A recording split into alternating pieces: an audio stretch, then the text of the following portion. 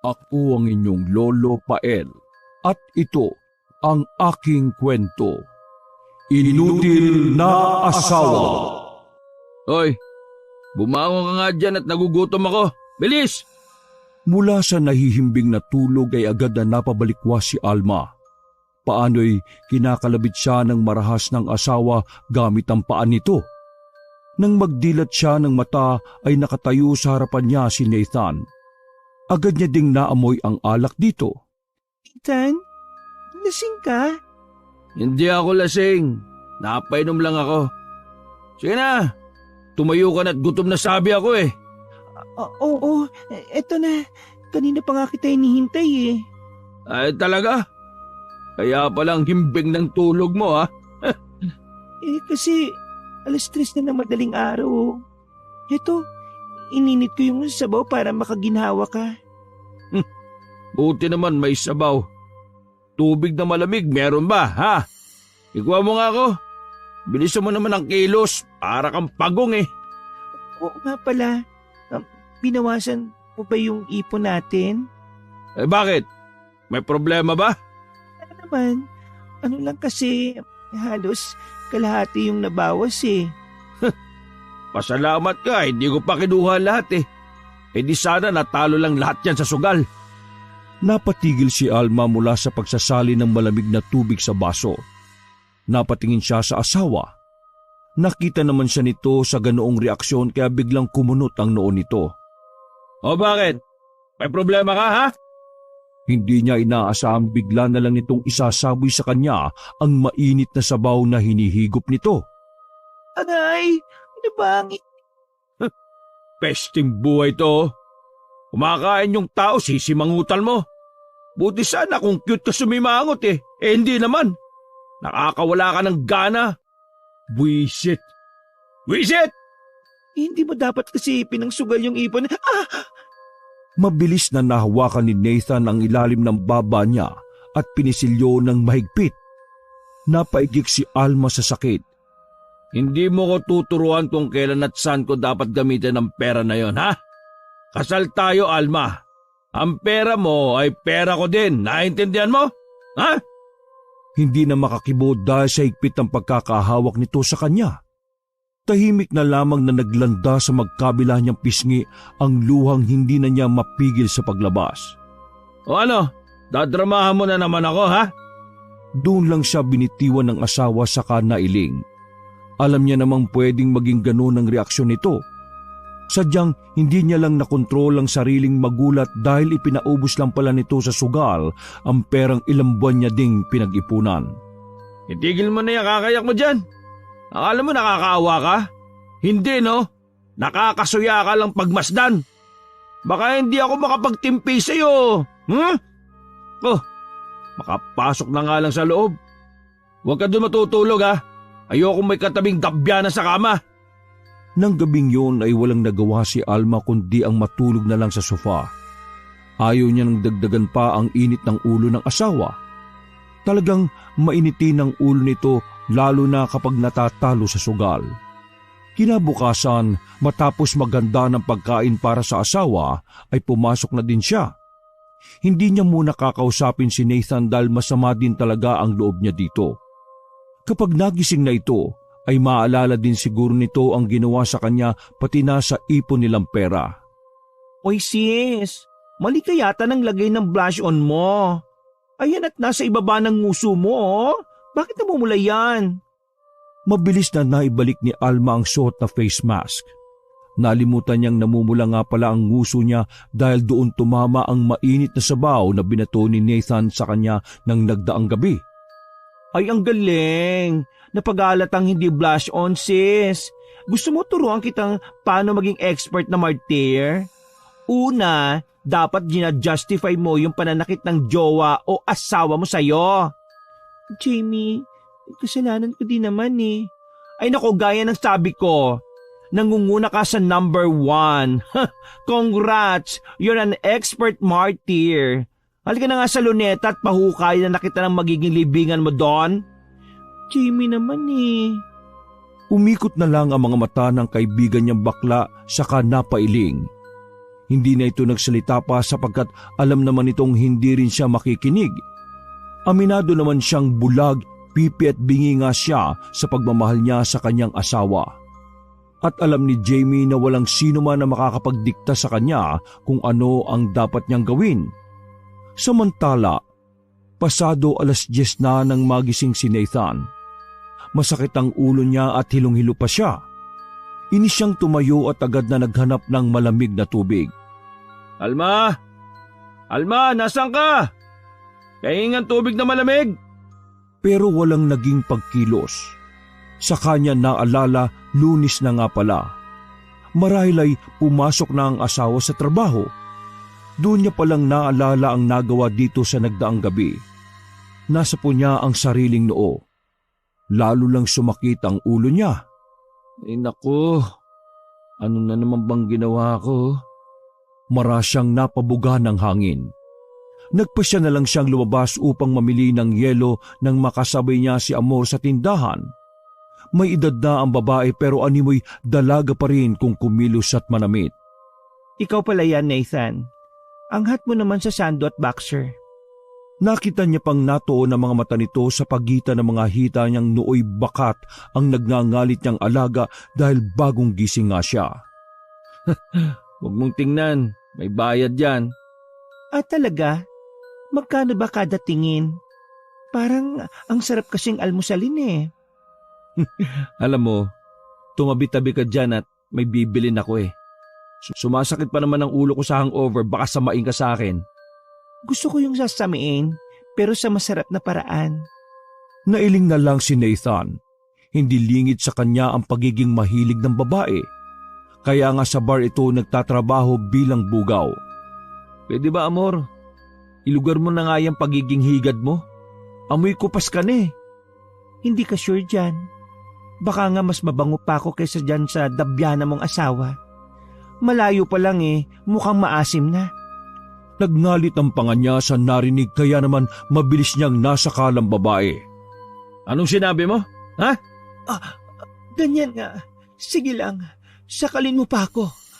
Dahil sa malanding pagsasalita nito ay diring-diring nabitiwan ni Nathan ang leeg nito at pinagpag ang kamay. Yak! Hindi pa ako desperado para patulang ka, no? Kadiri ka. Ayos lang. Willing ako maghintay hanggang sa maging desperado ka. Hinindatan pa siya nito bago iniwan. Nailing na lang si Nathan at natawa. Hindi talaga siya titigilan ng babaeng yun hanggat nakikita siya nito. Mukhang patay na patay talaga sa iyo si Amor, pre ah. Ha? Baka patayin ko talaga siya. Kahit mabaliw pa ako, hindi ko papatulan yung babaeng yan. Ay nako. Isang ice water nga, pre.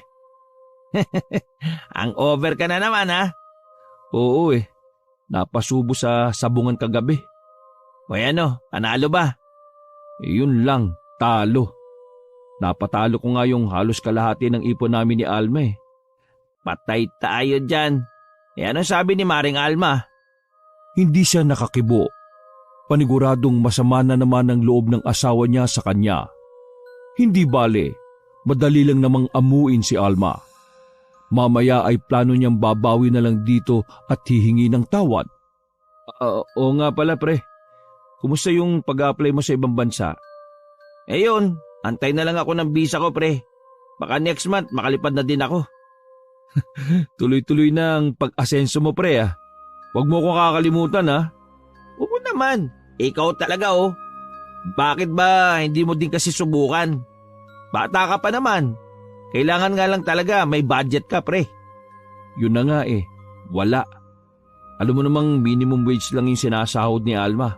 Ako naman, yung trabaho ko parang sa sabungan lang. Meron at wala. Madalas pa nga eh, wala. Dumiskarte ka kasi, pre. Magagawan mo yan ng paraan. Kahit 100K lang, kayang-kaya na.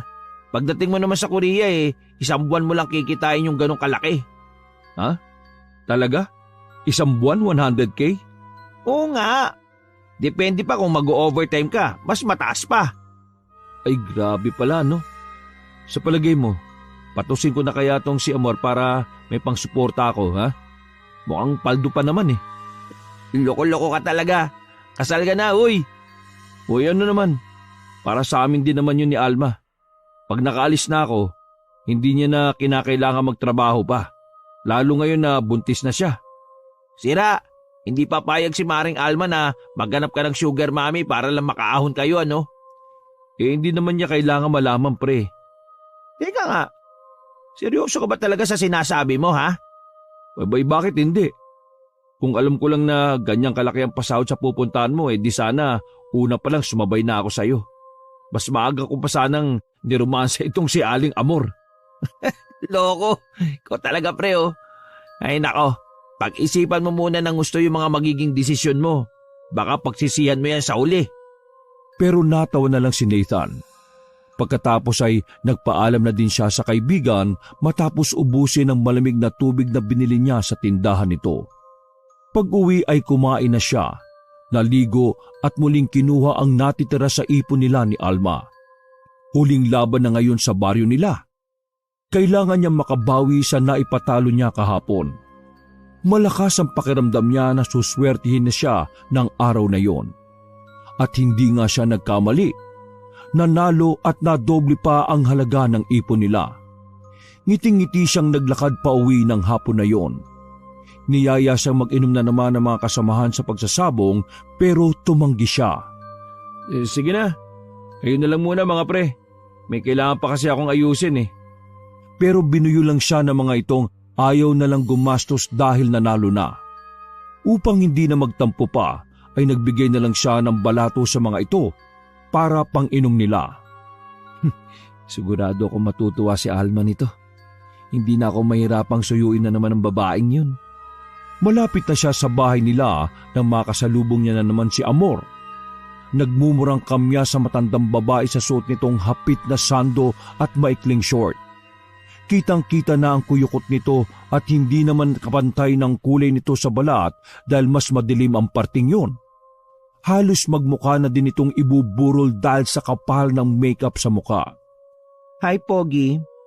Nakasalubong na naman kita. Oo nga eh. Saan ba burol? Ano? Anong burol? Ay, akala ko kasi buburol ka na eh. Ang kapal ng makeup mo eh, oh. Muntik nang mabura yung mukha mo eh. Ikaw talaga, palabiro ka. Kaya gustong-gusto kita eh. Imbis na lalampasan niya na ang babae ay napahinto muna siya. Naalala niya kasi ang plano niya kaninang hututan nito ng pera para makalis din siya at makapagtrabaho sa South Korea. Eka Amor, talaga bang gusto mo ko? Otomatiko itong napabaling sa kanya. Nagniningning ang mga mata habang nanlalaki ang mga ngiti sa labi. Bakit? Desperado ka na bang patusin ang amoy kupas na tulad ko, ha? Oo eh. Desperado na ako. Pero alam mo naman na walang libre sa panahon ngayon, hindi ba? Ito ba namang katawan kong ito eh, libre ko lang ibibigay sa'yo? Siyempre hindi, no? Mukhang desperado ka na nga sa pera. O sige, pumunta ka mamaya sa bar. Doon tayo mag-usap. Ngumiti siya at tumango, saka nauna na ding tumalikod. Hindi niya mapigilang mapasim ang mukha lalo nang kindatan siya ni Amor kanina. Sa ngayon ay hindi niya pa ma-imagine na kasiping ang babae dahil talagang isinusuka yon ng isip niya. Natulog muna siya at nag-alarm ng cellphone kung anong oras niya dapat sunduin si Alma sa trabaho nito. Parte yon ng panunuyo niya sa asawa. 6:00 nang magising siya. Nagbihis muna siya at nagkape. Nang oras na ay naglakad na lang siya papunta sa barangay kung saan nagtatrabaho ang asawa bilang isang kinder teacher. 7:00 talaga ito umuwi madalas dahil doon na din ito tinatapos sa mga bagay na dapat itong gawin bago umuwi. Alma, kumusta maghapon mo? Teka, may sakit ka ba? Bakit ka naka-mask? Ayos lang ako. Paano? Mauna na ako sa iyo, sis. May sundo ka na naman eh. Ingat ka ha. Ayoko makita bukas na sa ibang parte na naman ng mukha mo nakalagay ang blush on mo. Sige, babu. Ano daw? Anong blush on? Wala yun. Sige na, Jamie. Salamat ha. Bago umalis ay inirapan pa siya ng baklang kaibigan ng asawa niya.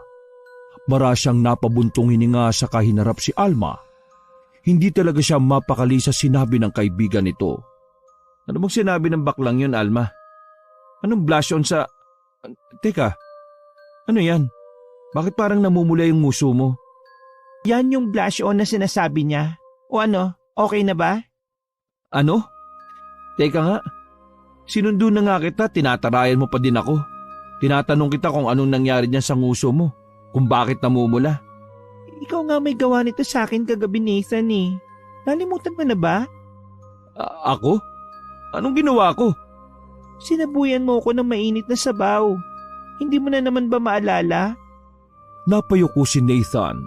Ang naalala niya lang ay nagkasagutan sila ni Alma, pero hindi niya maalala na nasaktan niya na ito.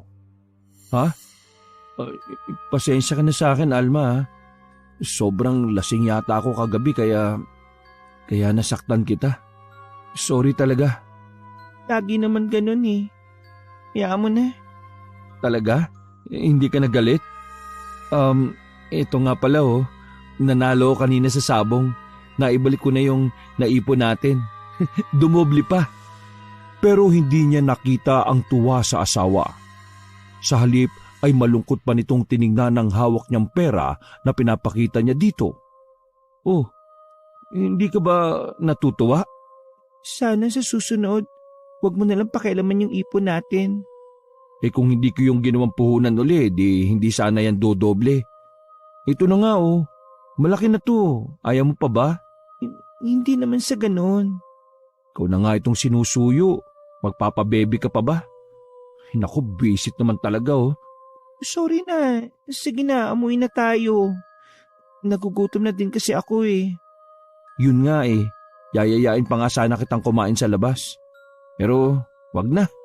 Nasira na ang gabi ko. Itong ipon mo. Muwi ka na mag-isa.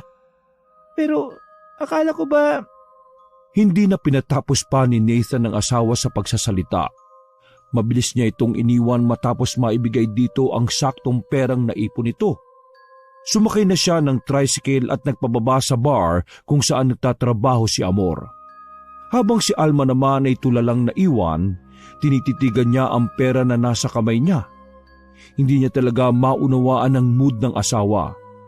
Minsan ay napapaisip na lang din siya kung may karapatan ba siyang magsalita o mag-react. Dahil sa kaunting bagay ay umiinit naman kaagad ang ulo ng asawa. Sinasabi ko na nga ba pakitang gilas lang talaga yung batugan mong asawa. Jamie, bumalik ka. Hindi naman ako umalis. Nandiyan lang ako sa labas nagsusoft din sa tindahan. Hinihintay ko talaga kayong dumaan pero gaya ng hula ko. Ayan, at solo flight ka sanang uuwi, bruha ka. Masyado kasi akong nagpabebe kaya nainis si Nathan. Ang sabihin mo, may tama na talaga sa utak yung asawa mo? Akalain mong susunduin ka, tapos iiwan ka din bigla. Gawain ba ng matinong lalaki yon ha? Hayaan mo na. Kaya ko naman umuwi mag-isa Ay nako, ewan ko ba kung bakit pinagtsatsagaan din kitang babae ka Iniisip ko na lang talaga yung guilt ko. Baka kung wala yon, nako, matagal na kitang kinansel. Ngumiti na lang si Alma sa kaibigan at nagpatiuna na maglakad. Kung wala ito ay baka hindi niya din alam kung paano pangingiti.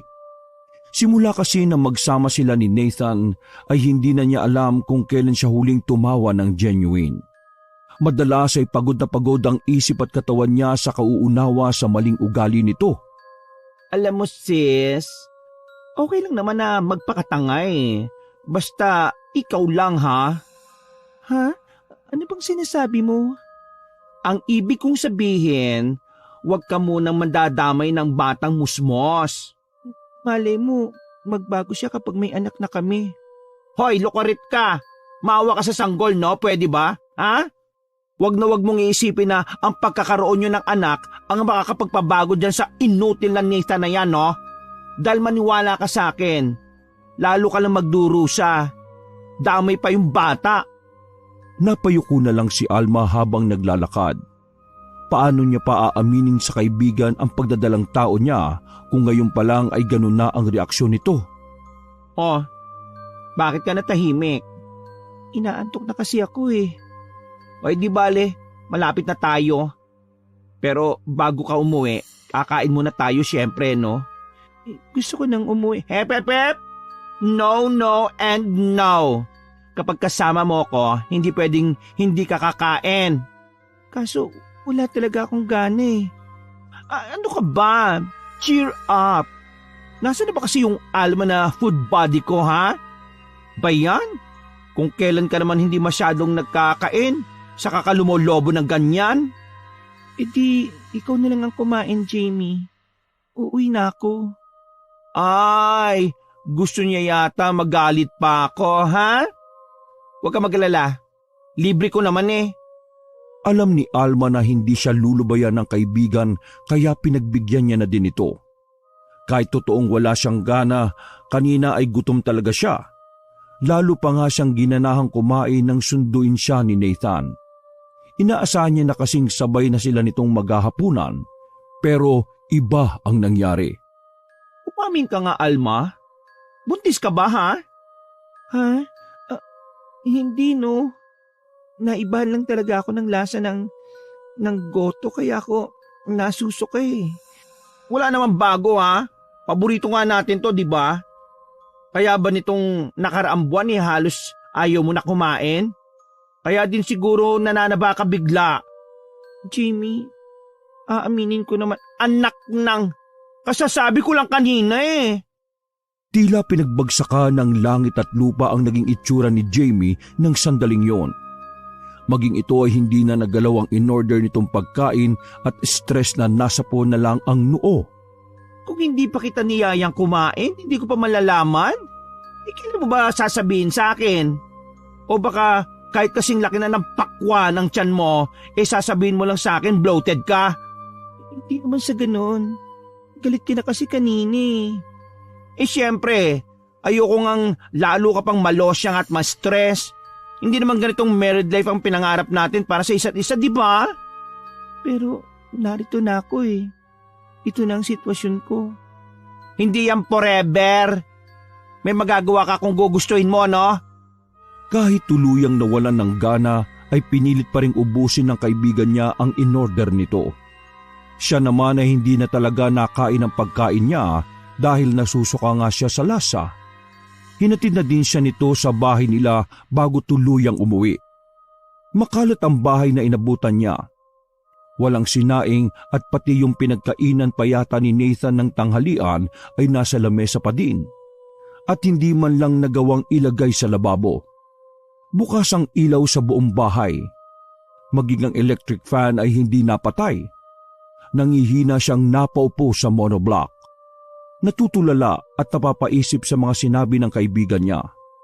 Pero sa huli ay nangingibabaw pa din ang pagmamahal niya para sa asawa. Ano? Seryoso ka, pre? Loko-loko ka.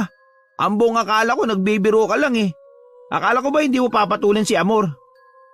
Nasubukan ko kagabi. Hindi naman pala ganun kasama, pre. Akalain mo, may gagastos na sa pag-alis ko? Gabi-gabi pa ako mag-i-enjoy. Ha? Mag-i-enjoy? Paano ka mag-i-enjoy kung amoy lupa na yung nakapatong sa'yo? Pre, wala nang epekto yung amoy amag kapag nadadala ka na sa ikapitong langit, pre.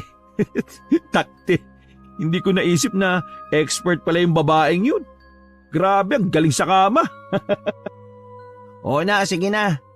Pero pre, akala ko ba buntis si Maring Alma? Paano kapag nalaman niya? Hindi ka ba naaawa sa asawa mo? Sigurado masasaktan yun. Mas maawa ka sa kanya kapag nakapanganak na siya tapos siya pa din ang magtatrabaho para sa amin. Saka hindi na din ako nag-i-enjoy sa kanya. Bukod sa lumalaki na katawan, lagi pang pagod at walang gana tuwing kakalabitin ko. Hindi kumibo si Jack. Bagamat halata sa mukha nito ang pagkadisgusto sa mga sinasabi ng kaibigan. Matapos malaman kung paano makakapag-training ay umuwi na din si Nathan. Wala pa kasi siyang matinong tulog simula pa ng nagdaang gabi. Sinulit kasi siya agad ni Amor at halos magdamag nitong ipinarana sa kanya ang ikapitong langit. Are, ayoko lang isipin mo na kinukonsinti ko si Nathan ha. Nasa sayo kung paniniwalaan mo ko. Kung talagang concerned ka, bakit hindi mo sabihin kung sino yung babae niya? Kasi nga, gusto ko siya na siya mismo ang magsabi sa'yo noon. Saka, hindi naman kasalanan ng babae kung bakit naglolo kong asawa mo eh. Si Nathan ang may kontrol ng sitwasyon. Wala siyang binanggit sa akin na tungkol sa pag-abroad. Kung alam ko lang, tutulungan ko naman siya eh. Hindi rin ako pabor sa naging plano niya eh. Pero buhay niya yun eh. Hindi ko lang matiis na kinakausap ka ng ganito pagkatapos alam ko na niloloko ka ng asawa mo. Kung bakit kasi siya at hindi ako pinili mo. Jack. Sige na. Gets ko naman na mas gwapo at maboka si Nathan kumpara sa akin. Huwag ka lang sana habang buhay na magpakatanga sa kanya ha. Hayaan mo. Baka magising din ako isang araw. Ilang araw naging laman ng isip ni Alma ang nalamang pambababae ni Nathan. Hindi niya naman ito magawang subaybayan sa umaga dahil nasa trabaho siya. Sa gabi naman ay latang-lata na siya para sundan pa ito. Idagdag pa ang sela ng paglilihi niya. Ano naman sa'yo kung may babae ako? Hindi ba dapat nga magpasalamat ka pa kasi hindi na ako sa'yo nang hihingi ng pangsugal ko? At saka hindi na rin kita naiistorbo sa gabi. Nathan, narinig mo bang sarili mo ha? Oo, at desidido na ako sa desisyon ko. Abayaan mo na lang kasi ako. Makikinabang ka din naman dito balang araw eh. Kakaanak na tayo. Bakit ngayon mo pa ginagawa ang ganyan? Kasi nga magkakaanak nga tayo. Pwede ba Alma? Gusto ko na magpahinga ha. Tigilan mo na ako kung ayaw mong mabigwasan na naman kita dyan. Hindi niya na naman napigilang mapayak na lang. Sa gulat niya ay isang matigas na bagay ang tumama sa kanya. Kasunod noon ay ang malakas na sigaw ni Nathan. Ano ba? Sakit mo sa tenga. Baka layas na nga lang. Sa ibang bahay na nga lang ako matutulog. Huwag ka umalis. Hindi na ako mag-iingay. Siguraduhin mo lang. Dahil kapag binwisit mo pa ako ulit, iiwanan na talaga kita. Oo, hindi na. Sige na, matulog ka na. Ilang buwan pa ang nakalipas. 7 buwan na ang tiyan niya ng isang araw ay napilitan siyang mag-half day sa trabaho. Naninigas kasi yun at paminsan ay nananakit din. Pinayuhan siya ni Jamie na umuwi muna at magpahinga. Papasok pa lang siya ng bahay nila ay kakaiba na ang kabang nararamdaman niya. Anong ibig sabihin nito? Nathan? Sinong... Ikaw? Alma, ano ginagawa mo dito? Hindi makapaniwala si Alma nang mahatak niya ang kumot ay tumambad sa kanya ang muka ng kapitbahay nilang si Amor. Palibhasa, maedad na nga kaya kitang-kita niya ang medyo kulubot ng kahubadan nito sa tabi ng walang saplot niya ding asawa. Ikaw ang kabit ng asawa ko? Alma, lumabas ka nga muna. Hindi alam ni Alma kung paano niya nahatak ng ganun kabilis ang buhok ng may edad na babae. Ni hindi niya naririnig ang sinasabi ng kanyang asawang si Nathan. Dire-diretso niyang kinaladkad ang babae palabas sa kwarto nila. Palibhasa, medyo may kalakihan ng katawan. Halos ilang paso niya ang patpating babae sa lapag nila. Ilalabas niya pa sana ito ng bahay na gano'n ang itsura pero mabilis siyang naabutan ng asawa. Nahawakan nito ng mahigpit ang braso niyang may hawak sa buhok ni Amor. Bitiwan mo ako ha? Nasasaktan ako! Ay talagang masasaktan ka kapag hindi mo binitiwan si Amor. Walang nagawa si Alma kung hindi ang bitiwan ng babae.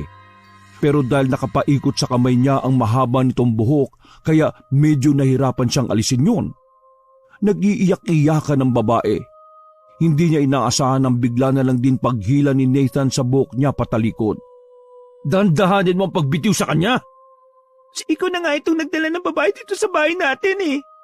Kung ayaw mong narito kami, di aalis ako. Doon ako titira kay Amor. Ikaw lang naman na mapilit na dumito pa ako hindi ba? Dahil magkakaanak na tayo, Nathan. Hindi mo ko pwede pa sa nalang iwan. Pwes, magtiis ka. Sinabi ng bitiwan mo na siya Walang pakundangan siya nitong hinagi sa lapag. Kahit naman kasi malaki ang katawan niya di hamak na mas malakas pa din si Nathan sa kanya. kaagad na dumaloy ang kirot sa kanyang puson papunta sa kanyang balakang. Rico, tiyan ko. Nathan, ang anak natin. Mabuti nga sa'yo yan. Imbis kasi mag-ingat ka, akala mo kung sino ka pang sugod ng sugod eh. Ni hindi man lang siya nito dinaluhan. Bagkus ay si Amor ang hinarap nito at parang batang inalo. Ano, okay ka lang ba? Gusto mo ba doon na lang natin ituloy sa apartment mo to? Alam mo namang bawal doon ng lalaki, di ba? Kung ganun eh, magbutal na lang tayo. May pera ka naman kamo dyan, di ba? Ano ka ba? Hindi naman yun sasapat. Nagbayad tayo ng training mo, di ba? Ah, ganun ba? Yamo, akong bahala sa kulang. Saka pa lang niya naisipang sulyapan ng asawa. Makakahalo na ang sakit na nararamdaman niya ng sandaling yun. Pero ang ginagawa lang ni Nathan ay pinuntahan ng bag niya na nasa lamesa at doon ay nangalkal. Nathan, anong gagawin mo dyan, ha? Nasaan ang mga pera mo? Total eh, kasalanan mo to eh. Inustorbo mo kaming dalawa eh. Wala na akong pera. Pabayad pa natin yan sa bayad kuryente. Pero naging bingi ito. Matapos kumuha ng pera sa wallet niya ay umalis na ito at baliwala siyang iniwan. Parang hindi niya na din alintaan na pa ang pananakit ng tiyan niya. Mas masakit ang nakita niya kanina. Ang akala niya ay namanhid na siya sa pananakit ng asawa pero hindi pa pala. Parang hindi naman yata tama yung ginawa mo, pre. Natanggap niya na ngang may babae ka. Pagkatapos ngayon, ititira mo pa sa bahay niyo. Ano yun? Dalawa silang aasawain mo? Halos hindi rin naman sila nagkikita talaga eh. Yung oras na nasa bahay yung isa, wala naman palagi yung isa, nasa trabaho. Kumbaga, may pang umaga, may pang gabi. Siguro magkikita man sila, mga linggo na. Grabe, wala na talaga ako masabi sa'yo, pre. Kakaiba ka. Ako pa ba, pre? Takot lang ng mga babaeng yan mawala ako sa buhay nila. Samantala, sa eskwelahan ay halos sabunutan na ni Jamie si Alma sa mga ipinagtapat nito sa kanya. Ano pasok dyan sa kukote mo? At hindi mo magawang iwanan yung hambog na yon? At nakipag-deal ka pa nga? Aba, dinaig mo pa ang 3 paring martira. Namatay ang mga yon na may prinsipyo at dignidad. Samantalang ikaw, hindi mo lang tinanggalan ng ulo yung sarili mo. Inalisan mo pa pati respeto. Ano ka ba? Hindi sumagot si Alma. Aminado siyang naririnig niya ang kaibigan at tama ito sa lahat ng sinasabi nito. Pero maging siya ay hindi maunawaan ng sarili niya. Pakiramdam niya kasi ay hindi niya kakayanin kung iiwanan siya ni Nathan. Lalong kawawa naman ang magiging anak nila kapag lumaki itong walang makakagisnang ama. Kung iniisip mo yung magiging anak mo, pues ako, nandito naman ako. Bakla lang, pero lalaki pa din, no? Pwede akong tumayong ama niyan. Huwag mo nang idamay pa ang sarili mo sa gusot na pinasok ko, Jamie. Anong huwag mo idamay? Damay-damay na to, no? Isusubo ko na nga sa'yo yung napakaraming option pero yung sarili mo pa din ang sinusunod mo eh. Ay nako, bahala ka na nga sa buhay mo. Total, ginusto mo yan at hindi mo din naman ako pinakikinggan. Abay pagtiisan mo yan. At gano'n na nga ang nangyari. Hanggang sa makapanganak si Alma ay pinagtiisan niya na makasama sa iisang bubong ang asawang lalaki at ang kabit nitong doble pang edad sa kanya. Sa kabilang dako, kakaiba naman ang nararamdamang tiwala ni Nathan sa kanyang sarili. Maliman sa paningin ng iba, proud siya na may 2 babaeng nagkakandara pa sa kanya at halos magpaligsahan pa kung paano siya mapapasaya. Ay nako, may masamang hangin na naman sa paligid. Pakibilisan mo ngang ibigay sa akin yung mga pinamili ko, Jack. Baka saniban ako ng kademonyohan eh, may masakal akong hambog dito. Ano problema mo bakla ka ha? Ako bang pinariringgan mo? Bakit? Tinatamaan ka? Malamang, may iba pa bang tao dito bukod sa akin at sa'yo? Ay buti naman tinatablan ka pa pala. Kala ko kasi, pati mukha mo, kinalyo na sa kakapalan. Ano ba problema mo ha? Bakit ang init ng ulo mo sa akin? Trip mo ako? Aga-aga dinadaig mo pa yung tunay na babae sa pagiging talakera. Baka akala mo, babae ka ha? May lawit ka pa din, oy! Oo, may lawit ako't bayag. Pero kahit binabae ako, mas lalaki pa din ako sa'yo kung pagiging lalaki lang din ang pag-uusapan. Pagrespeto sa ibang tao at dignidad bilang lalaki. Ano, meron ka ba noon, ha? Pre, hayaan mo na. Baka may regla lang to si Jamie kaya ganyan. Ang sabihin mo, naiinggit ka lang kasi hindi ikaw ang kinabit ko. Bakit? Pwede naman sabihan mo lang ako. Hindi yung kung ano-ano pang strategy ginagawa mo para lang mapansin kita. Ito, hindi ako pumapatol sa lalaking may sakit na katam at palamunin lang naman ng mga babae. Nakakadiri ka, no? Doon na tuluyang hindi nakapagtimpi si Nathan. Mabilis na umigkas ang kamao niya at tumama yon sa mukha ni Jamie. Baklaman kung kumilos ay malaki din naman ang katawan ni Jamie. Hindi to nagpatalo sa kanya at nakipagsabayan din ng suntukan. Palitan sila ng tama sa mukha at iba't ibang bahagi ng katawan. Hindi naman sinubukang umawat ni Jack. Sa halip ay pinanood lang sila nito kasama ng ilang usiserong mga kapitbahay. Napakayabang ng baklang yun Kala mo kung sino? Hayaan mo na. Mas malala naman ang tama niya Sa susunod, babasagin ko pa talaga yung mukha nun. Hoy ikaw Alma, bakit ba galit na galit sa akin yung baklang yun Siguro kung ano-anong paninirang kinukwento mo sa kanya tungkol sa akin. Hindi ko kailangan magkwento. Nakikita naman ng lahat ng ginagawa mo Sa oras na malaman kong sinisiraan mo ko, sisiguraduhin ko sa'yo mawawalan ng tatay ang anak mo. Gaya ng dati na nahimik na lamang si Alma. Manhid na siya sa mga pananalita ng asawa. Nakasanayan niya na din ang tanawin sa loob ng bahay nila. Kaya ang nagmumukhang outcast at sina Amor at Nathan ang parang tunay na mag-asawa. Alam mo, hindi na kita makilala, sis. Bakit mo naman pinababayaan na ganyan ang sarili mo, Hayaan mo, makakabawi din ako sa sarili ko. Ay nako, hindi mo magagawa yun hanggat nakikisama ka sa asungot mong asawa, no?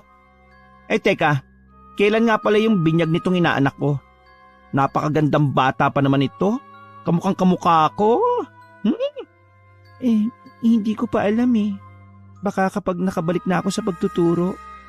Pati ba naman sa pagpapabinyag, kailangan ikaw pa din? Anong silbi ng asawa mo? Ano siya? Sperm donor lang?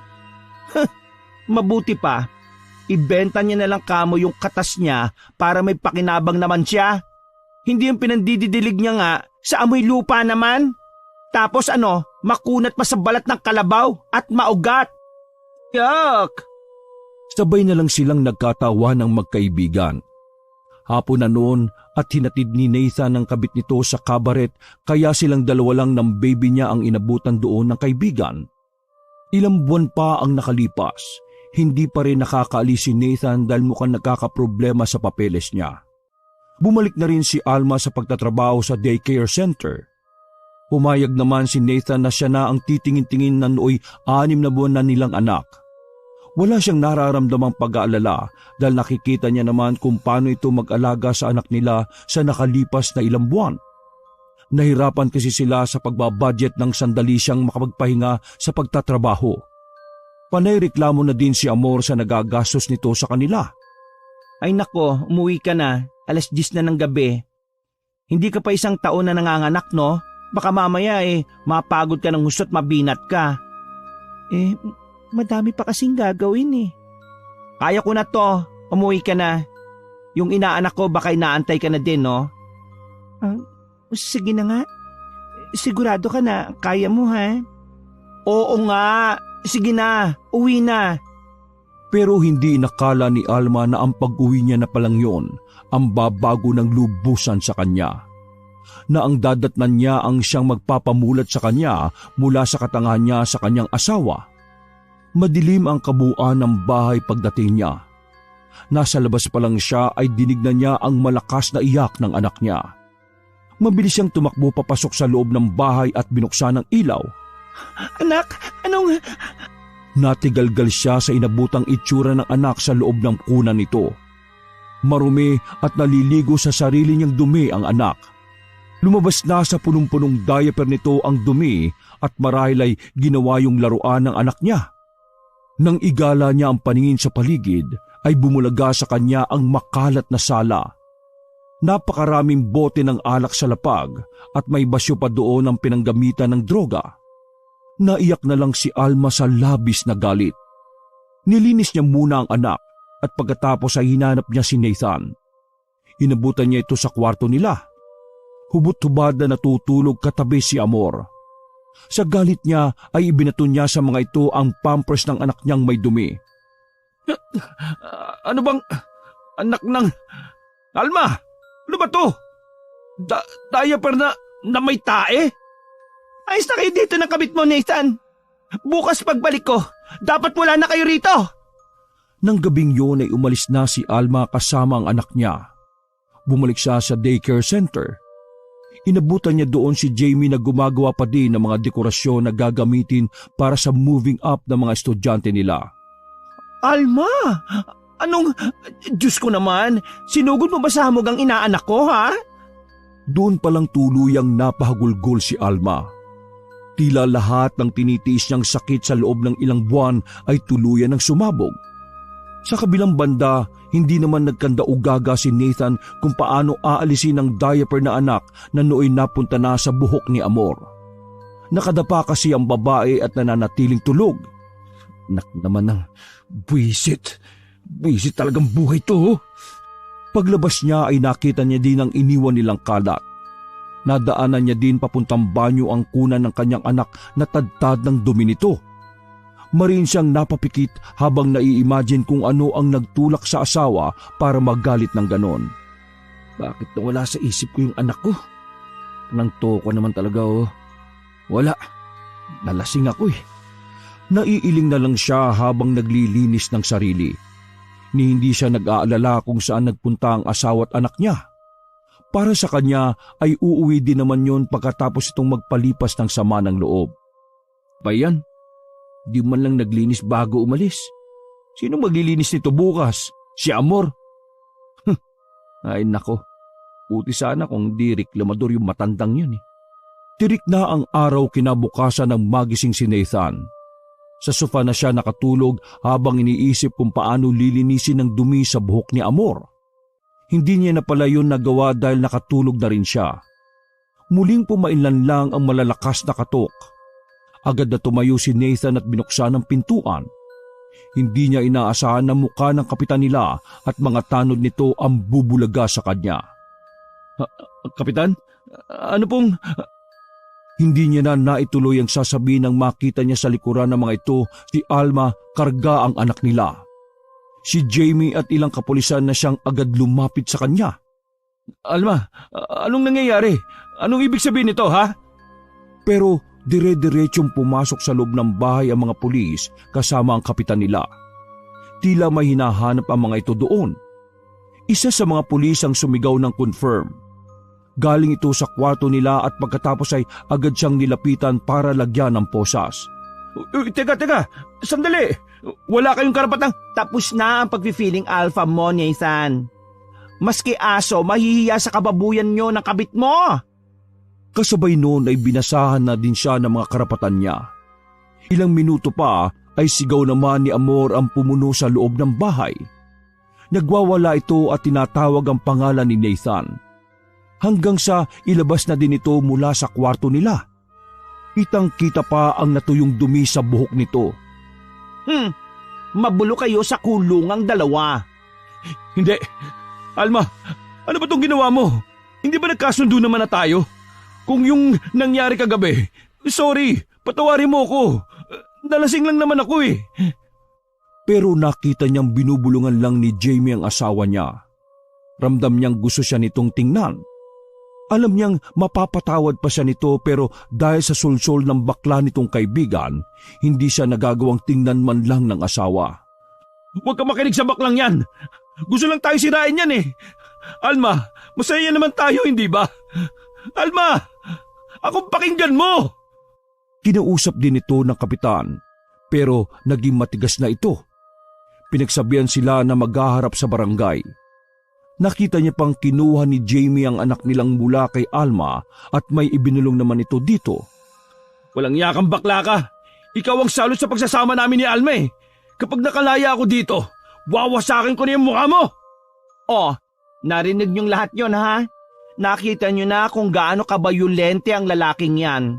Sa oras na may mangyari sa akin, ang lalaking hambog na yan lang ang dapat sisihin. Yun kung makakalabas ka pa sa kulungan, visit ka. Mag-usap tayo, Alma. Alam ko na maaayos pa natin to.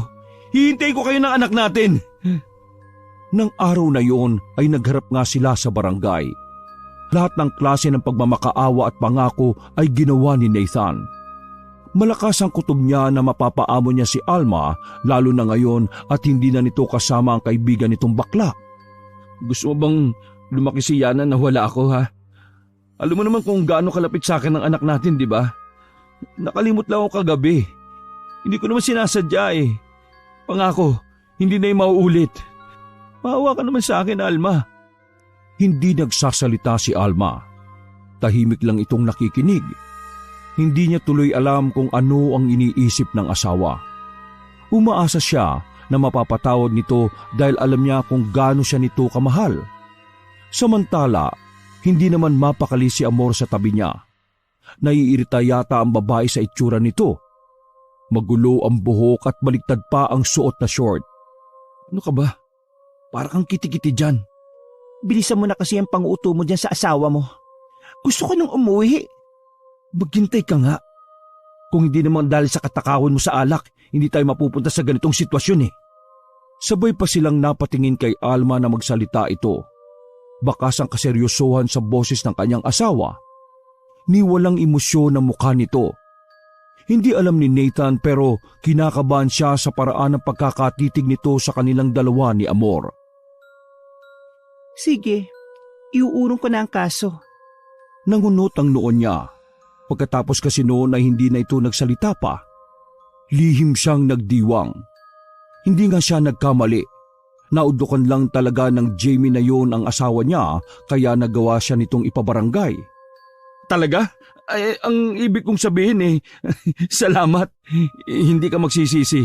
Pangako, babawi ako sa inyo ng anak natin. Ni hindi ngumiti si Alma. Tumayo na lang ito at lumabas na ng barangay. Nang tingnan niya si Amor ay bakas din ang pagtataka sa mukha nito. Ano? Diyos ko ka naman. Sinasabi ko na nga ba dapat sumama ako sa barangay eh. Huwag ka mag-alala, Jamie. Hindi na ako magpapakatanga. Hindi pa ba pagpapakatanga na naman yan? Anong klaseng gisi yan? Teka, huwag mong sabihin, nako, Alma ha, hindi ka kriminal. Hindi worth it magsayang ng buhay sa mga ganong klaseng tao. Loka, hindi ganon. Ano?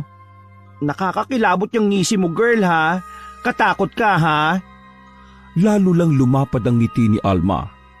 Bago pa magdesisyon kanina sa barangay ay napagtanto niyang hindi ganong hustisya ang gusto niyang makuha. Pakakainin lang ng libre ang mga yon sa kulungan. O ano ka ngayon bakla? Ang akala mo ba mas pakikinggan ka ni Alma? Tigil-tigilan mo na yung pakikialam mo sa relasyon namin kasi nagsasayang ka lang ng laway mo. Tingin mo nasasayang lang ang effort ko? Huwag ka masyadong kampante ano. Baka isang araw magising ka, literal ka na palang inutil at walang silbi. Anong ibig mo sabihin? Pinagbabantaan mo ba ako ha? Ay naku hindi no. Bakit? Natatakot ka ba sa akin? Hindi. Pero kung magiging multo ka, baka oo. In your dreams, Nathan. Baka mauna ka pang magpakamatay sa akin eh. Tawang-tawang iniwan ni Nathan si Jamie. Sigurado siyang halos umuusok na ang ilong nito. Hindi niya nga lubos maisip kung ano ang naging reaksyon nito noong malamang hindi tinuloy ni Alma ang pagpapakulong sa kanila ni Amor. Nagpatuloy ang relasyon nila ni Amor. Bumalik naman sa dati si Alma. Ang kaibahan nga lang ay mas naging tahimik pa ito. Kahit nakikita nito kung paano siya harutin ni Amor ay wala na lang ito para sa kanya. Kung minsan ay napapaisip na din siya. Baka nga nasanay na lang din ito sa sitwasyon nila. O lubusan ang natanggap dahil wala na din itong magawa. Sayang, di ka pa nakaalis bago mag-lockdown. Nasa Korea ka na sana, no? Buti nga pre, hindi pa ako nakakaalis.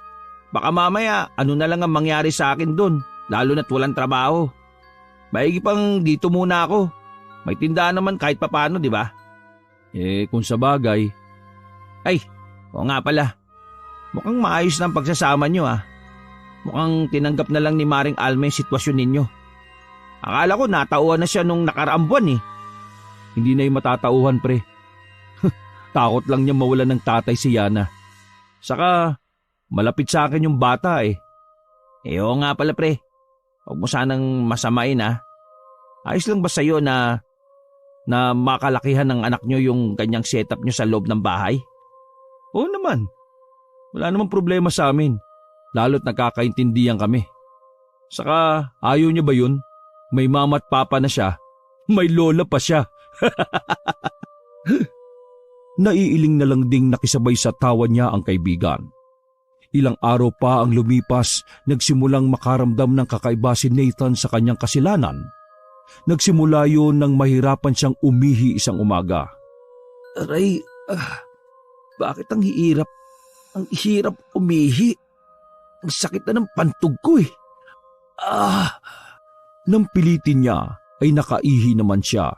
Pero may napansin siyang sumasama sa inilalabas niyang likido. Para yung puti na may kasamang pula. Ano to? Anak ng... Amor? Amor?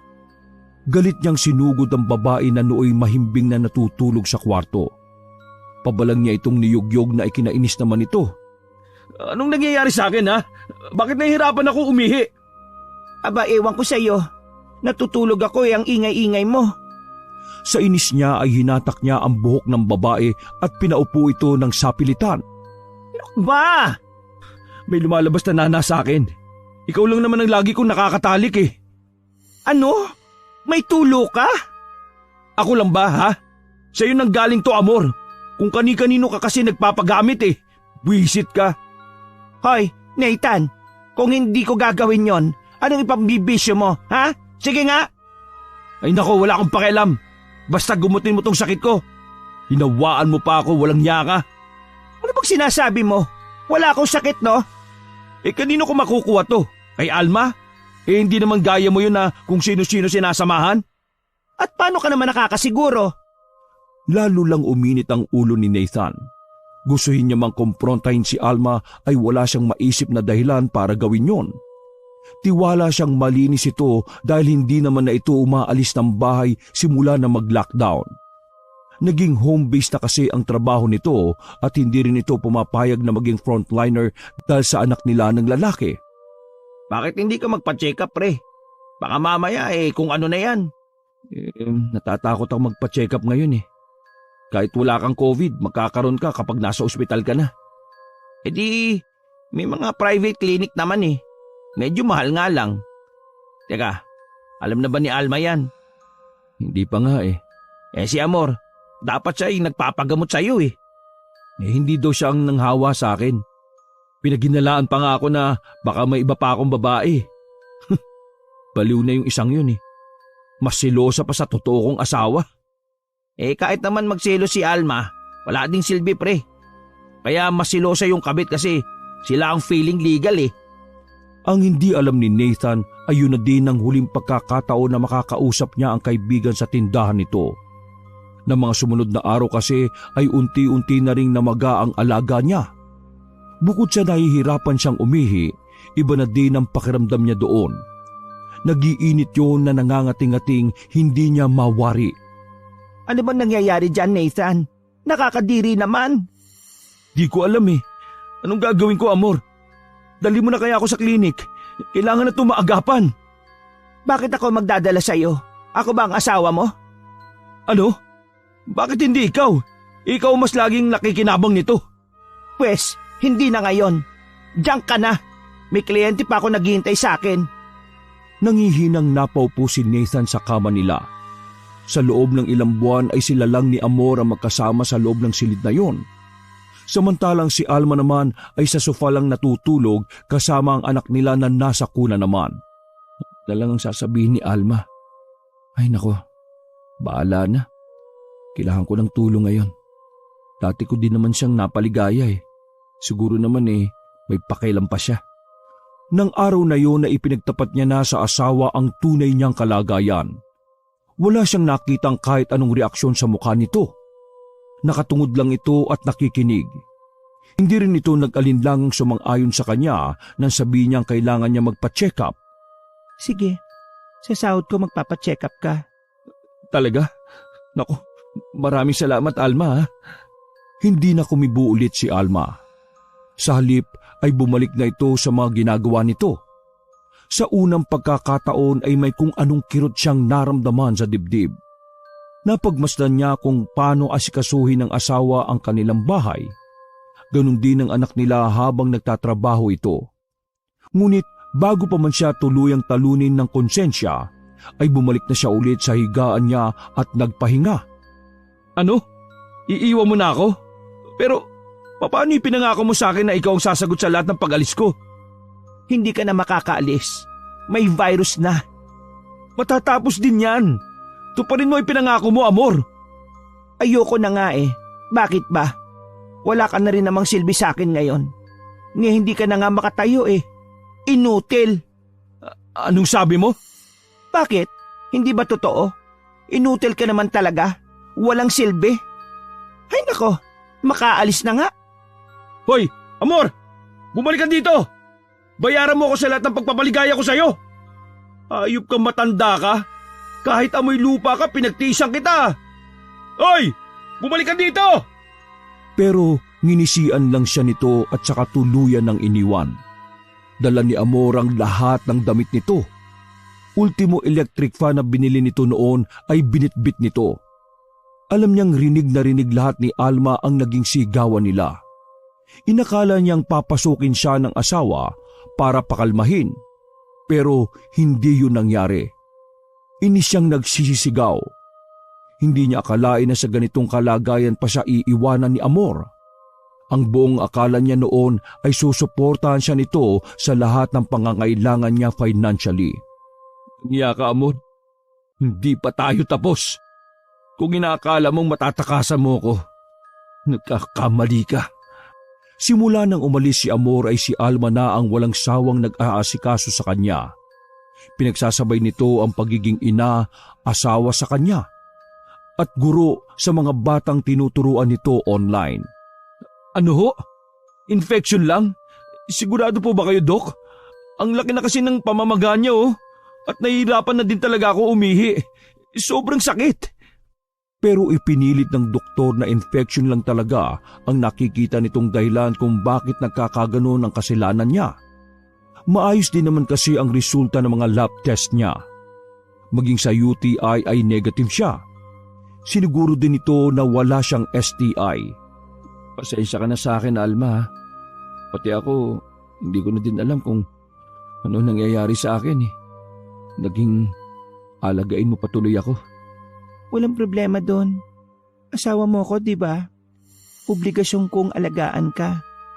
Makaramdam man siya ng pagsisisi ay huli na. Ni hindi niya magagawang makabawi sa asawa sa lahat ng pananakit niya dito. Emotionally at physically. Makalipas lang ng 3 araw na ininom niya ang gamot ay may kakaiba na siyang naramdaman na nooy namamanhid niyang alaga. Umaga, iihi sana siya pero pagtingin niya sa kanyang kasalanan ay hindi niya napigilang mapasigaw. Ha? May uod! May uod! Ang dami! Humahangos namang dumating ang asawa bitbit ang anak nila. Maging ito ay nandiri nang makita ang maliliit na uod sa alaga niya. Parang nagpa-party-party pa ang mga ito doon at walang tigil sa pagkibot. Para yung mga uod ng langaw, mas malalaking galang ng konti ang nasa kanya. Anong nangyayari? Bakit inuud na to? Linisan mo na lang, bilis! Hindi malaman ni Nathan kung paano tatanggalin ang mga yon. Nang minsan siyang may mapatay ay kumalat pa ang nana at dugo galing doon sa kanyang kasilanan. Halos masok siya sa nasasaksihan. Maging ang amoy kasi ng nanggagaling doon ay hindi na kaaya-aya. Ang dating ipinagmamalaki niyang parte ng kanyang katawan, ngayon ay uod na lang ang nakikinabang. Diyos ko, Ano po ba itong ibinigay yung sakit sa akin? Bakit sa dinami-rami ng parte ng katawan ko? Bakit sa best friend ko pa? Hindi siya tinutulungan ni Alma para linisin ang mga uod doon. Kahit nasa loob kasi siya ng kwarto ay dinig na dinig niya ang tawa nito. Naririnig niya din ang boses ni Jamie na pumapainlan lang sa buong bahay nila. Nais makaramdam ng pagsiselos ni Nathan. Dati kasi ay siya ang madalas na dahilan ng malakas na tawa ng kanyang asawa. Ngayon ay hindi ito ngumingiti kapag kaharap siya. Para lang itong isang robot na nag-aasikaso sa kanya. Hindi ito natulog sa higaan nila katabi niya kahit nung wala na si Amor.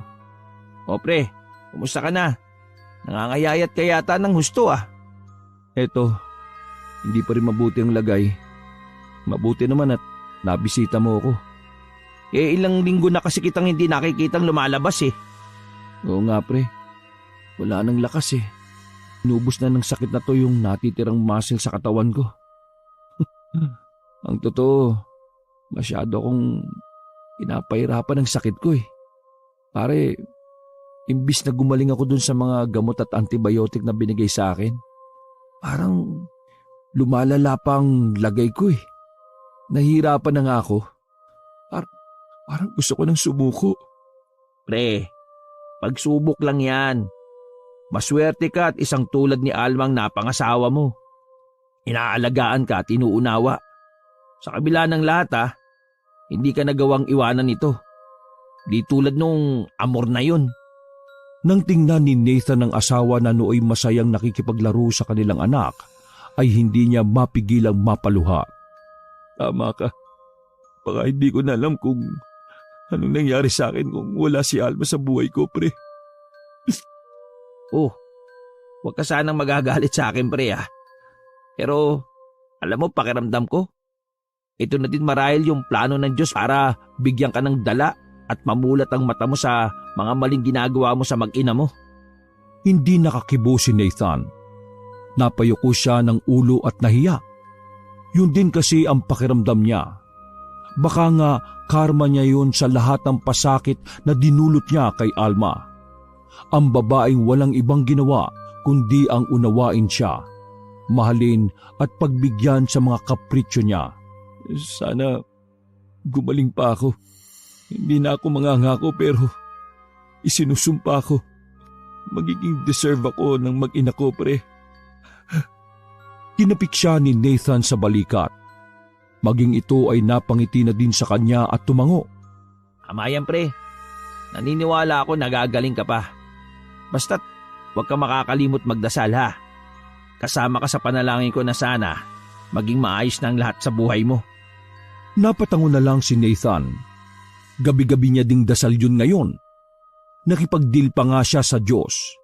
Napagalingin lang siya nito, iaalay niya na ang buong buhay niya sa pamilya nila ni Alma. Magsisikap na siya para paunlarin ang buhay nila at ipaparana sa asawa ang maalwan na buhay.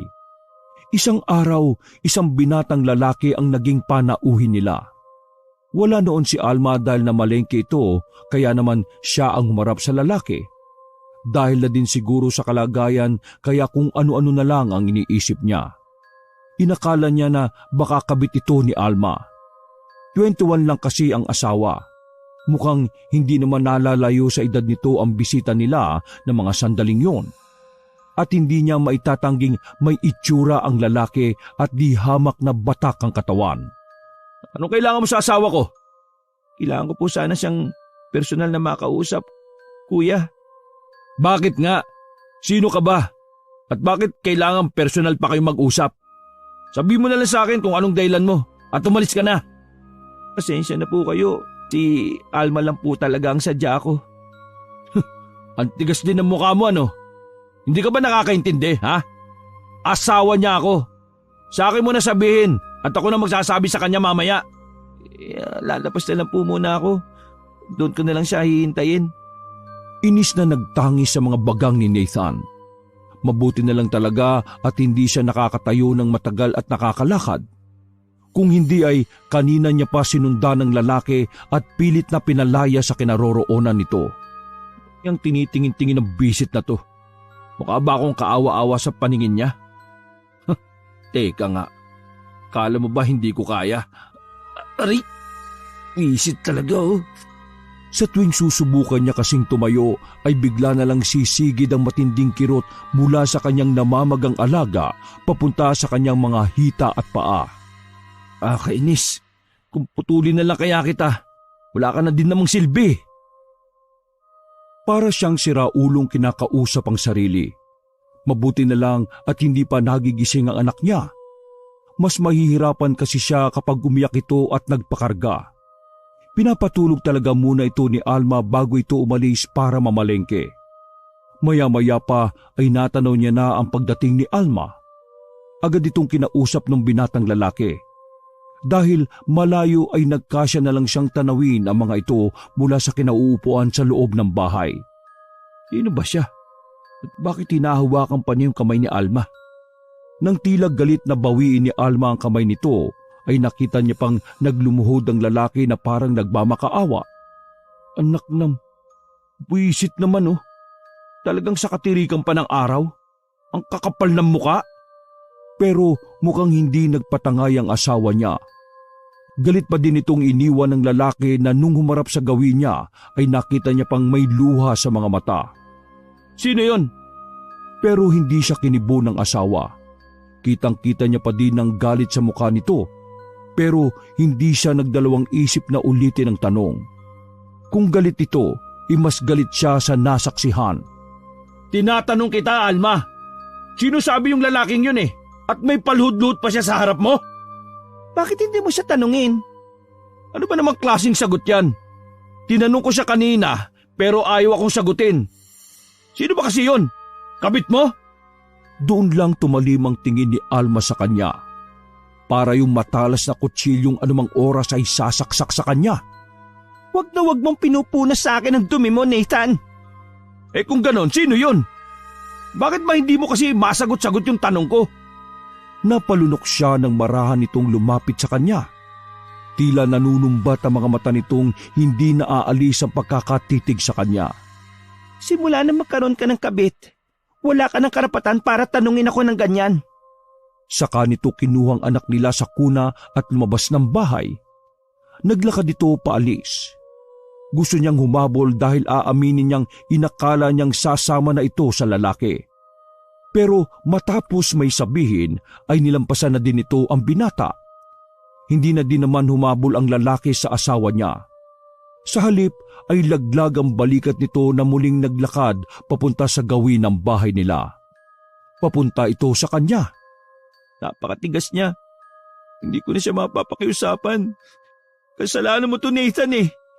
Ikaw lang dapat na nagdudusa dahil ikaw lang naman talaga may gusto na sirain ng pamilya niyo eh. Pero nandamay ka pa. Anong sinasabi mo? Sino ka para magsalita ng ganyan sa pamamahay ko, ha? Wala ako sa loob ng pamamahay mo at wala akong balak na pumasok diyan. At nasa akin lahat ng dahilan para sumbatan ka dahil halos mamatay na ang mama ko sa sakit na dumabo sa kanya ng dahil sa'yo. Dahil sa kasama ng ugali mo. Hoy, lalaki, wag mo akong pinagbibintangan ha. Sakit nga eh, di ba? Paano ko naman naging kasalanan yon? Tanga ka ba? Dahil sa'yo, kaya nadamay sa pangungulam ang mama ko. Dapat sa'yo binabalik lahat ng sakit eh. Ikaw hindi na dapat binubuhay dahil masama kang tao eh. Sino bang nanay mo? Hindi nga kita kilala eh. Si Amor. Siya ang mama ko. Payat na nga. Nagbudot balat pa siya dahil sa inyong mag-asawa. Si Amor? Bakit? Anong nangyari sa kanya? Gusto mong alamin ha?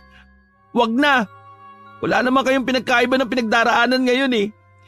Ipagdasal mo na lang na mabuhay pa yung nanay ko. Dahil kapag hindi niya nakayanan, sinusumpa ko. Handa akong magsanla ng kaluluwa ko sa demonyo. Mabalikan lang kita. Bago ito tuluyang umalis, ay isang pailalim na tingin pa ang iniwan nito sa kanya. Aaminin niyang kinabahan siya sa mga huling sinabi nito. Medyo nagloading ang utak niya. Ilang minuto pa bago niya lubusang maunawaan ang lahat. Kulam? Ipinakulam kaming dalawa ni Amor? Sa tinagal-tagal ng panahon na may sakit siya, ni hindi sumagi sa isip niya na baka ginagamitan nga siya ng itim na kapangyarihan. Naging kontento na siya sa dahilan na baka na-infection lang talaga siya. Mara siyang napabuga ng hangin. Nanginig ang katawan niya sa naiisip. Pakiramdam niya, lumiliit ang paligid niya sa hilo. Sa dami ng taong pwedeng magpahirap sa kanya, si Alma nga ba ang gagawa ng ganoong katinding bagay? Napakaraming katanungan sa isip niya ng sandaling yon. Pero wala si Alma para sagutin siya. Bukod sa hilo ay nanakit din ang ulo niya. Tuluyan ang nanikip ang dibdib niya sa tinitimping pag-iyak. Bakit ka nandito? Nasaan na mag-ina ko? Ayaw niya nang umuwi. Ilang beses ko siyang pinipilit pero ayaw niya na talaga eh. Total alam mo na daw ang totoo. Sapat na daw yung ilang buwan na inalagaan kanya. Ano? Di ko maintindihan. Alam mo din yung tungkol dito? Ang pagpapakulong lang sa inyo ng kabit mo ang plano at siyang pinayo ko sa asawa mo, Nathan.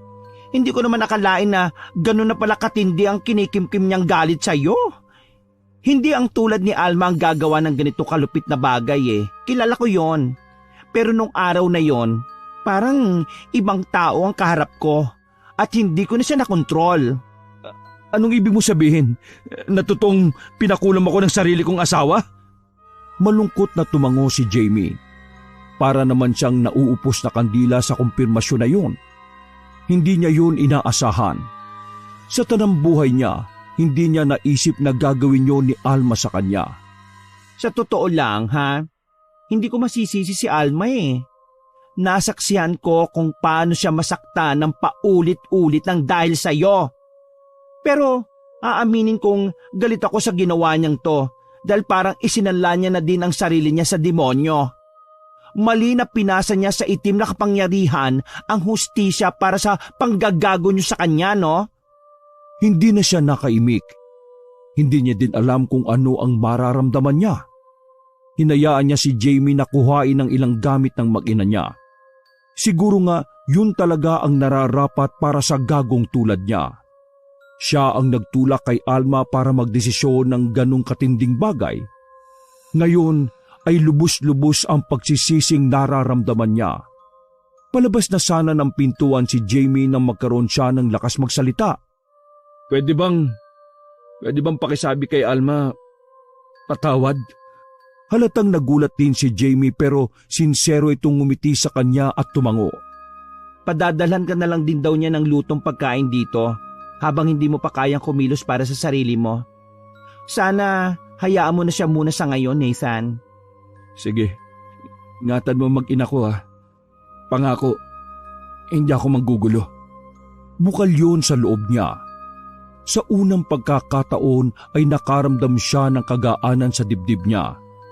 Nang tuluyang mapag-isa ay sakalang bumuhos ang luha ni Nathan. Para siyang biglang nauntog ng malakas. Gusto niya na lang tapusin ang buhay niya habang inaalala kung paano niya abusuhin ang asawa niya noon. Galit na galit niyang pinagsusuntok ang sariling ulo. Ang tanga-tanga mo, Nathan! Ang tanga-tanga mo! Napakasama mo! Tama sila eh. Hindi ka na dapat nabuhay pa eh. Wala kang silbi. Wala kang kwenta. Wala! Nang gabing yun ay buo na ang loob niyang tapusin ang sariling buhay. Naghanap siya ng matalas na bagay sa kusina na pwedeng gamitin pero wala ni isa siyang mahanap doon. Puro plastik ang mga gamit. Ultimo kutsara at tinidor ay mga plastik din. Kung gusto mong gawin ko, Alma, ang patuloy pang mabuhay.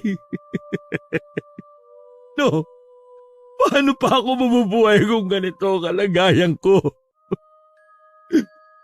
Bakit hindi mo na lang ako patayin? Ha? Bakit hindi mo na lang ako patayin? Sa lapag ng kusina na nakatulog si Nathan ng gabing yon. Kinabukasan ay nagulat siya dahil nang iihi sana siya ay dire-diretso na yung lumabas. Hindi na din siya nasasaktan at bagya na ding nabawasan ng pamamaganon. Naiyak na naman siya dahil sa tuwa. Nanibago pa siya nang medyo matagal na siyang nakakatayo. Kinapa ang damdamin. Ni katiting na galit ay wala siyang maramdaman para sa asawa. Ang totoo ay sa sarili niya pa siya nagagalit. Napakagago niya kasing lalaki. Sa paglipas ng araw ay tuluyan ng naging maayos ang kalagayan ni Nathan. Isang araw ay nasa lubong niya si Amor. Mukhang maayos na din ito di gaya ng huling balita niya tungkol dito. Parang baliwalang nagngitian lamang sila at nilampasan na ang isa't isa. Pre, masaya ako para sa'yo. Hindi mo ako binigo sa pagkakataong to ha. Worth it ang orasyon ko. Ibang-iba ka na. Orasyon? Loko ka talaga. Gabi-gabi ako nagro-rosaryo, kala mo ba? Alam ko naman na magbabago ka pa eh. Nakita ko yun sa'yo nung huling bisita ko. O tingnan mo, ayan o, at mas maayos ka na. Sana lang, pagpatuloy mo na ha. Malay mo, masungkit mo ulit yung matamis na oo ni Alma balang araw. Pagtatrabahuan ko yan, pre. Pero sa ngayon focus muna ako sa pagsasaayos ng buhay ko. Para sa susunod na harap ko sa mag-ina ko, magagawa niya na din ako may pagmalaki. Yan! Bilib na talaga ako sa'yo, pre. Ibang level na yung maturity mo. Parang nalampasan mo pa nga ako ngayon eh. Sira. Ay, oo nga pala. Tumawag na si Sir Rudolph sa akin. Continue na daw ulit yung pagpapalis nila. Baka mamaya, sabay pa tayong makalipad nito. Maayos na kasi yung mga dokumento ko eh. Ay, oo nga. Ayaw mo yun. Sana parehas tayo ng kumpanya para magkasama pa din tayo doon, no? Nakaka-homesick kaya kapag nasa ibang bansa ka tas ikaw lang mag-isa. Oo nga, kaya nga eh. Buti na lang, may sapat na naipon na din ako para sa mga gastusin. Sana talaga matuloy na tayo ngayon, no? Sigurado na yan, pre. Basta magtiwala ka lang. Gaya ng inaasahan, sabay ngang napadalhan ng visa sina Jack at Nathan. Parang destiny din na iisang kumpanya sila nakapasok. Hindi naman nawala ng kontak si Nathan sa kanyang anak na si Yana. Gayunpaman ay hindi pa rin siya kinakausap ng asawa hanggang sa mga sandaling yun. Totoo, pre. Wala akong kaidi-idiyang may sarili ka ng bahay at lupa sa Pilipinas. Congrats ha. Alam mo, nakakabilib talaga yung dedikasyon mo ngayon eh. Sana sa pag-uwi natin harapin na ako ni Alma. Para naman sa kanila talaga lahat ng ginagawa kong ito eh. Sigurado akong harapin ka na nun. Basta't totoo ka sa mabuting intensyon mo, magbubunga na maganda lahat ang pinaghirapan mo. Nangiti siya sa kaibigan. Sa loob ng 2 taon ay wala siyang ibang inspirasyon kundi ang kanyang mag-ina. Isang beses niya ding sinubukang kausapin si Alma pero bigo siyang makausap ito. Lahat ng messages niya ay sinisinlang pero hindi nare-replyan. Nang kasunod na buwan ay sabay din silang umuwi sa Pilipinas ni Jack. Habang nagpaiwan si Jack sa Manila para i-meet ang nakilala nitong babae online, siya naman ay dumiretso kung nasaan si Alma. Hanggang sa mga panahong yun ay kasama pa din ito si Jamie sa bahay. Nathan, hindi ko nasaklaw ang pag-iisip ng kaibigan ko. Alam mo naman kahit noong magkarelasyon kayo hindi nakikinig sa akin yan, di ba? Kaya nga sana tulungan mo na lang ako. May inihanda akong sorpresa para sa kanya sa pamilya namin. Kahit hindi niya ako tanggapin, basta maibigay ko sana yung regalo kong yon. Hindi naman siya nahirapang pakiusapan si Jamie. Agad nilang isinetap ang pagdadala kina Alma at sa anak nila sa subdivision kung saan siya nakakuha ng bahay at lupa. Doon ay muling hiningi ni Nathan ang permiso ni Alma para ligawan ito. Tensyonado ang lahat dahil baka bigla na lang mag-walk out si Alma. Pero para siyang nabunutan ng tinik nang tumango ito kay Nathan at kiming ngumiti. Hindi ako mangangako ng kahit ano, Alma. Itong nakikita mo ngayon, hindi na ito magbabago.